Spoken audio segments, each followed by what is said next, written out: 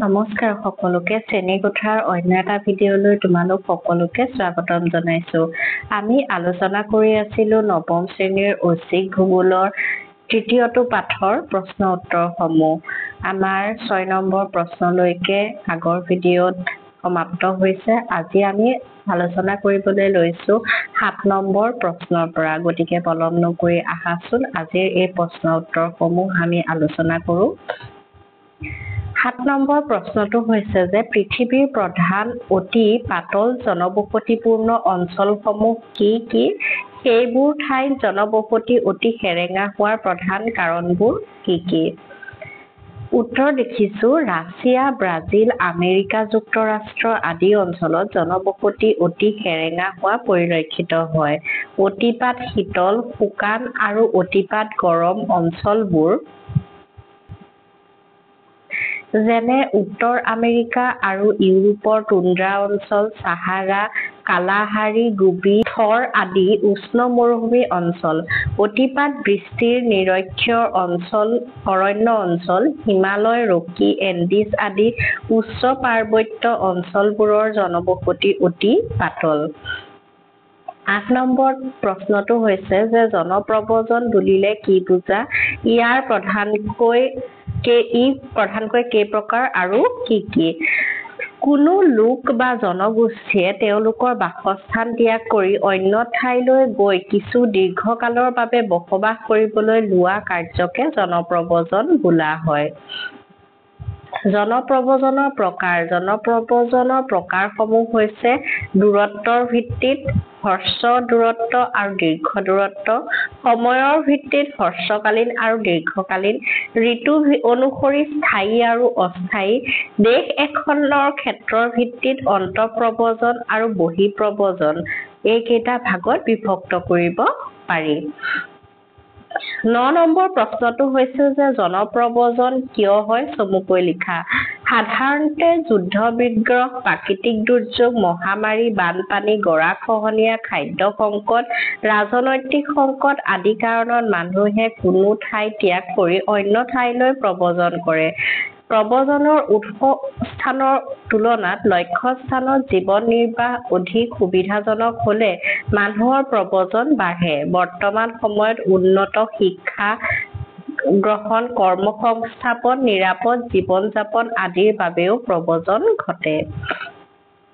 10 number প্ৰশ্নটো হৈছে যে জনপ্ৰব্ৰজনৰ আকৰ্ষী আৰু বিকৰ্ষী কাৰকসমূহ উল্লেখ কৰা। প্ৰথমতে আমি লিখিম জনপ্ৰব্ৰজনৰ আকৰ্ষী কাৰকসমূহ কি কি? জনপ্ৰব্ৰজনৰ আকৰ্ষী কাৰকসমূহ হৈছে যে যিসমূহ কাৰকে প্ৰব্ৰজনকাৰীক আকৰ্ষণ কৰি প্ৰব্ৰজন কৰাত সহায় কৰে সেই কাৰকসমূহকে আকৰ্ষী কাৰক বোলে। কেতিয়াবা 1 নম্বৰ দি প্ৰশ্ন আহি যাব পাৰে যে আকৰ্ষী কাৰক কাক বোলে? তেতিয়া এই বাক্য শাৰী লিখি দিবা। আকৰ্ষী কাৰকসমূহ হৈছে যে কৰ্মসংস্থাপনৰ প্ৰাচুৰ্য, অনুকূল অৰ্থনৈতিক অৱস্থা, বৰ্ধিত বনুৱাৰ চাহিদা, উচ্চ হাৰৰ দৰমহা, উন্নত জীৱন ধাৰণৰ মান, অনুকূল ৰাজনৈতিক পৰিৱেশ আৰু সুৰক্ষা ব্যৱস্থা, অনুকূল প্ৰাকৃতিক পৰিৱেশ, সাৰুৱা ভূমিৰ প্ৰাচুৰ্য আদি। তাৰ পাছত হ'ব যে জনপ্ৰব্ৰজনৰ বিকৰ্ষী কাৰকসমূহ। যিবোৰ কাৰকৰ বাবে প্ৰব্ৰজনকাৰীয়ে এখন ঠাই এৰি আন এখন ঠাইলৈ যাবলৈ বাধ্য হয় তাকে বিকৰ্ষী কাৰক বোলে। বিকৰ্ষী কাৰকসমূহ হৈছে কৰ্মসংস্থাপনৰ অভাৱ, প্ৰতিকূল অৰ্থনৈতিক অৱস্থা, নিম্ন হাৰৰ দৰমহা, নিম্ন জীৱন ধাৰণৰ মান, ৰাজনৈতিক অস্থিৰতা, জীৱন সম্পত্তিৰ নিৰাপত্তাৰ অভাৱ, প্ৰতিকূল প্ৰাকৃতিক অৱস্থা, প্ৰাকৃতিক দুৰ্যোগ আদি। 11 নম্বৰ প্ৰশ্নটো হৈছে যে আন্তঃৰাষ্ট্ৰীয় প্ৰব্ৰজন বুলিলে কি বুজা? উদাহৰণ সহ দুটা আন্তঃৰাষ্ট্ৰীয় প্ৰব্ৰজনৰ কাৰণ আৰু ফলাফল চমুকৈ লিখা।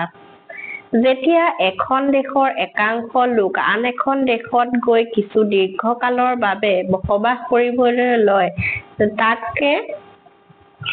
তেনে প্ৰব্ৰজনক আন্তঃৰাষ্ট্ৰীয় প্ৰব্ৰজন বুলি কোৱা হয়। দুটা আন্তঃৰাষ্ট্ৰীয় প্ৰব্ৰজনৰ কাৰণ আৰু ফলাফলসমূহ হৈছে ইউৰোপীয়সকলৰ সমগ্ৰ পৃথিৱীৰ জয়যাত্ৰাৰ প্ৰব্ৰজন, আৰু ঊনবিংশ শতিকাৰ মাজৰ সময়ছোৱাত ইংলেণ্ডকে ধৰি ইউৰোপৰ আন আন অঞ্চলৰ পৰা পৃথিৱীৰ বিভিন্ন পাতল জনবসতি ঠাইলৈ হোৱা প্ৰব্ৰজন আছিল পৃথিৱীৰ বৃহত্তম জনপ্ৰব্ৰজন।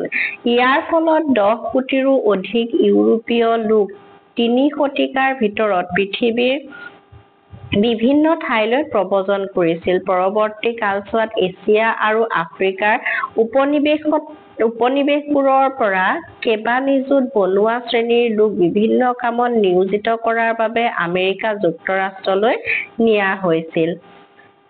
দ্বিতীয়টো হৈছে যে বাংলাদেশ ভাৰত জনপ্ৰব্ৰজন। 1971 চনত পাকিস্তান বিভাজনৰ ফলত সৃষ্টি হোৱা বাংলাদেশৰ পৰা বহু হিন্দু আৰু মুছলমান ধৰ্মাৱলম্বী লোক ভাৰতবৰ্ষৰ বিভিন্ন অঞ্চলত ভগনীয়া হিচাপে অনুপ্ৰৱেশ কৰিছিল। এই ক্ষেত্ৰত বাংলাদেশখন অসমৰ সীমাৱৰ্তী হোৱাৰ বাবে অসমত এই বাংলাদেশী অনুপ্ৰৱেশৰ প্ৰভাৱ যথেষ্ট বেছিকৈ পৰে। জনপ্ৰব্ৰজনৰ ফলত জনসংখ্যাৰ গাঁথনিৰ যথেষ্ট পৰিৱৰ্তন ঘটিছে আৰু বিভিন্ন ঠাইত নানান অৰ্থ-সামাজিক সমস্যাৰো সৃষ্টি হৈছে।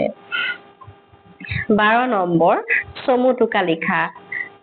1 নম্বৰতে আছে জনবিস্ফোৰণ। পৃথিৱীত মানুহৰ সৃষ্টিৰ সময়ৰ পৰা জনসংখ্যা ক্ৰমাৎ বাঢ়ি আহি বৰ্তমান অৱস্থা পাইছে। 1700 শতিকাৰ মাজভাগলৈ পৃথিৱীত মানুহৰ সংখ্যা প্ৰায় 50 কোটিৰ ওচৰ চাপিছিল। কিন্তু পৰৱৰ্তী সময়ত চিকিৎসা ব্যৱস্থাৰ উন্নতি ঘটাত মহামাৰীসমূহ নিয়ন্ত্ৰণলৈ অহাৰ লগে লগে বেমাৰ-আজাৰবোৰৰো উন্নত চিকিৎসাৰে নিৰাময় কৰিব পৰা হোৱাত মানুহৰ মৃত্যুৰ হাৰ কমি আহে। ইয়াৰ ফলত 19বিংশ শতিকাৰ আৰম্ভণিৰে পৰা জনসংখ্যা ক্ষিপ্ৰগতিত বৃদ্ধি হ'বলৈ ধৰে, যাক আমি জনবিস্ফোৰণ বুলি কওঁ। মানে নিয়মিত বৃদ্ধিৰ তুলনাত যেতিয়া বেছিকৈ বৃদ্ধি পায় তাকে আমি জনসংখ্যাৰ বিস্ফোৰণ বুলি কওঁ। তাৰ পাছত আহিলে জনসংখ্যাৰ ঘনত্ব। এটা অঞ্চলত বাস কৰা মুঠ জনসংখ্যাক অঞ্চলটোৰ মাটিকালিৰে হৰণ কৰি যি ফলাফল পোৱা যায় তাকে অঞ্চলটোৰ জনসংখ্যাৰ ঘনত্ব বোলে। মহাদেশসমূহৰ ভিতৰত এছিয়াৰ জনসংখ্যাৰ ঘনত্ব আটাইতকৈ বেছি। এছিয়া মহাদেশৰ জনসংখ্যা ঘনত্ব প্ৰতি বৰ্গ কিলোমিটাৰত 93 জন, আনহাতে মহাদেশসমূহৰ ভিতৰত ওচেনিয়া মহাদেশৰ জনসংখ্যা আটাইতকৈ কম। ওচেনিয়া মহাদেশৰ জনসংখ্যাৰ ঘনত্ব প্ৰতি বৰ্গ কিলোমিটাৰত 4 জন। এইটো প্ৰশ্ন আহিব পাৰে দেই, এইটো মনত ৰাখিবা যে কোনখন মহাদেশৰ জনসংখ্যাৰ ঘনত্ব বেছি আৰু কোনখন মহাদেশৰ জনসংখ্যাৰ ঘনত্ব অতিকৈ কম। তাৰ পাছত আহিলে অন্তদেশীয় প্ৰব্ৰজন। প্ৰব্ৰজন যেতিয়া দেশ এখনৰ ভিতৰত সংঘটিত হয় তেতিয়া ইয়াক অন্তঃপ্ৰব্ৰজন বা অন্তদেশীয় প্ৰব্ৰজন বোলা হয়। অন্তদেশীয় প্ৰব্ৰজন এখন ৰাজ্যৰ পৰা আন এখন ৰাজ্যলৈ বা এখন জিলাৰ পৰা আন এখন জিলালৈ বা এখন জিলাৰ ভিতৰত এখন ঠাইৰ পৰা আন এখন ঠাইলৈ হয়। এনে প্ৰব্ৰজন মুঠতে 4টা দিশত হ'ব পাৰে: গাঁৱৰ পৰা নগৰলৈ, নগৰৰ পৰা গাঁৱলৈ, নগৰৰ পৰা নগৰলৈ আৰু গাঁৱৰ পৰা গাঁৱলৈ। তাৰ পাছত আহিলে অন্তদেশীয় প্ৰব্ৰজন। যেতিয়া জনসংখ্যাৰ প্ৰব্ৰজন এখন দেশৰ পৰা আন এখন দেশৰ মাজত সংঘটিত হয় তেনে প্ৰব্ৰজনক অন্তদেশীয় প্ৰব্ৰজন বোলে।